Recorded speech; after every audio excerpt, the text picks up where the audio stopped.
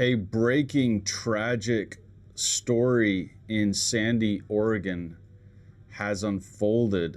I haven't watched anything about it yet. This video dropped about 3 hours ago. It looks like at 1:20 Central Time.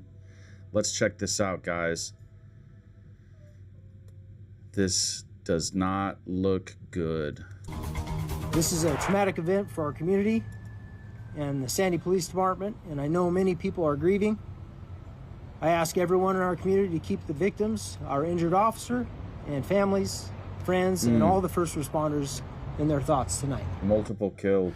Sandy Police Chief Patrick Husky there just a few minutes ago confirming that multiple people have been killed and an officer was shot multiple times after a quiet Sunday afternoon in Sandy quickly turned to chaos.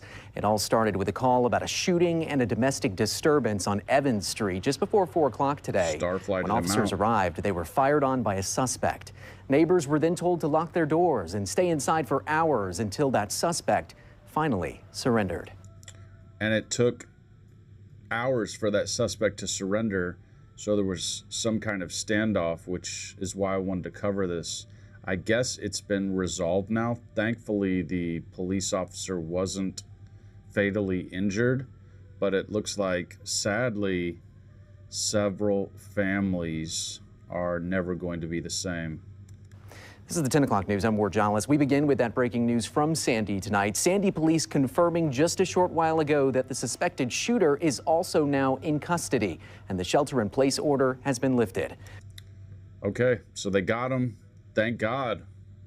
And crazy that the shooter didn't turn the gun on himself. I assume it's a guy. Fox 12's Julia Lopez is live in Sandy tonight with the latest from police and what we're hearing from neighbors who were nearby when it all unfolded. Julia. Thanks, Ward. Well, we just stepped out of that press conference for what is certainly a tragic event for the tight-knit community of Sandy, with one police officer hurt, multiple victims killed. Police tell us that this is a very active and ongoing investigation, so they're giving us the details that they can right now. So I want to show you some video from earlier when we got to the scene a few hours ago. Police say that they, along with the Clackamas County Sheriff's Office, responded to a call shortly before 4 to a domestic disturbance with a shooting. They then said that they came under gunfire, not clarifying what led up to that gunfire, but the police came under gunfire and they returned fire. Wow. One Sandy police officer was shot in that exchange, they tell us, and was evacuated by Life Flight with multiple gunshot wounds. But the police say that that officer is stable and expected to survive. However, there are multiple deceased victims on this scene. They tell us that just before 8 o'clock tonight, the suspect did surrender to law enforcement. That was after an hours-long barricade in a residence with many neighbors nearby at the time, prompting a heavy... They were in a residence. Can you imagine being the family and somebody comes into the residence and barricades themselves? Let's watch a little more. Boy, I am a little worried about what I'm going to hear next. SWAT response, a tactical response. But before the surrender, I did talk with neighbors who saw that response. They saw their apartment complex taken over by tactical officers and gunfire. Oh my God, what's happening? I was in my room and I heard rapid gunfire. I went to my window and I heard screaming and I heard people running and I heard this guy say, go, get down, and all these. And I've been in my apartment before and heard gunfire. It is not a fun sound because you never know where that bullet's coming from. You don't know where it's going. And bullets often go through windows and walls, and talk about life as fragile as it is and you don't know when your ticket's gonna get punched. That's before you add in random gunfire going through the air. Just tragic. So glad they caught him though.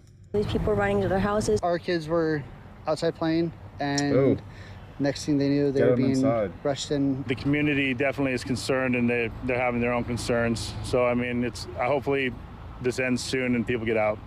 Right. Police tell us that the major crimes team remains on scene. They're processing. They're doing interviews right now to be able to get us some more information on what's led up to this event later. For now, as you heard, the chief has said that this is traumatic for both the Sandy community and for the police department itself. Absolutely. We are expecting some more information, hopefully tomorrow, to come from the DA's office or from the major crimes unit as they continue with their investigation. For now, we'll stay on scene, learning all that we can. Reporting live from Sandy, Julia Lopez, Fox 12 Oregon. All right, great reporting. Well, guys, there you have it. A little bit about the Sandy, Oregon tragedy. Just terrible. Let me know what you guys think inside the comments. If you guys have any more information, I'll be on the lookout to see more about this story and possibly what led up to it. Catch me in the next video, guys. Have a great night. Thanks for tuning in. Great to have you here as always. Don't forget, you're the best. Peace.